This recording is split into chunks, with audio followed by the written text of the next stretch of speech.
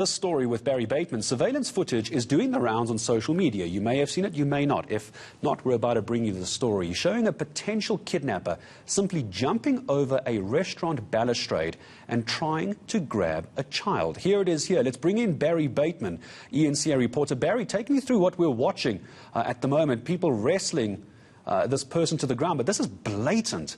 This isn't someone sneaking up on a child who's unaware. What actually happened here?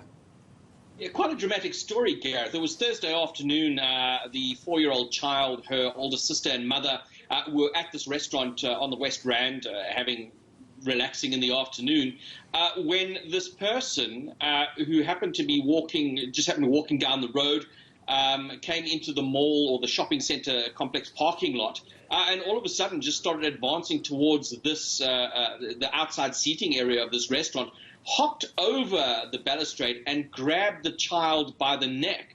I mean, watching the video, you'll see how the mother quickly responds, but even quicker was the gentleman sitting a metre or two away, who we now know is the owner of the restaurant.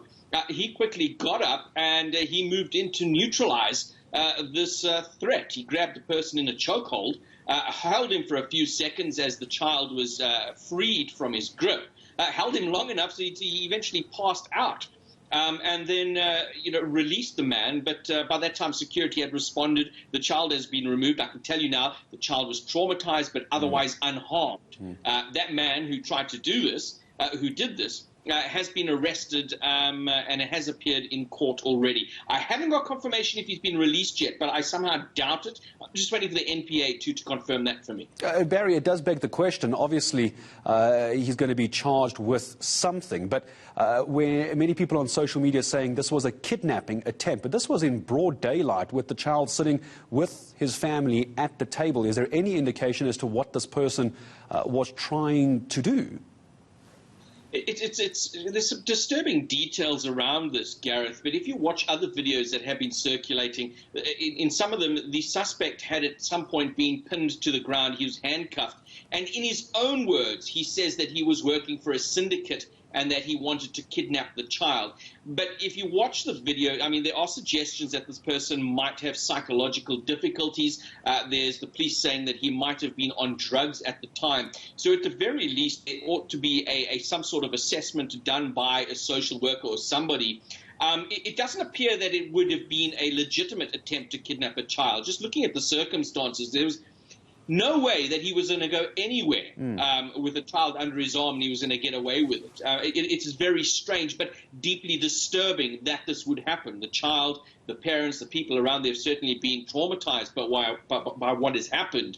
But he has been charged at this stage, the police say, with simply assault. I asked the question, well, by his own version, he said that he was trying to kidnap the child. Why not charge him with that? He said that has not been excluded from the investigation at this stage. But I'm also, again, as I said, waiting for the NPA to further clarify what charges this man is exactly facing. And our viewers at home, Barry, can see at the bottom of the screen as we watch this video, not all heroes wear capes. Have we, or have you, had a chance to interview this, let's call him a hero, is what he is. I mean, it's Spider-Man reflexes to stop any danger or any harm to this child. What do we know about this man, apart from being a manager? He just jumped up without any thought for himself and ran across to a complete stranger's child and essentially saved this child. I was there at the restaurant earlier today, and he's the owner of the restaurant. His identity has been revealed online, but he asked us, he said he'd speak to us on the record on the condition that we just simply don't reveal his identity, and I'm quite happy to do that. He's a regular guy, and he just wants to get on with his life. He says there was nothing heroic about it. Perhaps the important part, which you might not know, he's also an owner of a jiu-jitsu dojo where he provides self-defense lessons. So I think that training has come in very handy.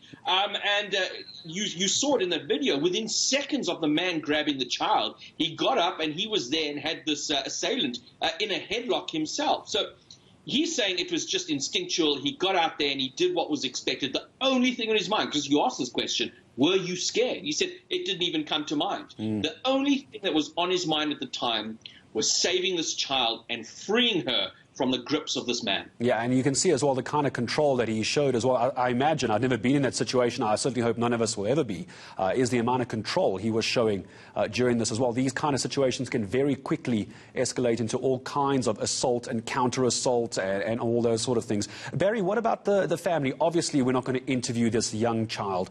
That'll never happen. It's not ethical, and we know we wouldn't do it. Any word from the family that was there on the day? Have they reacted or said anything to you?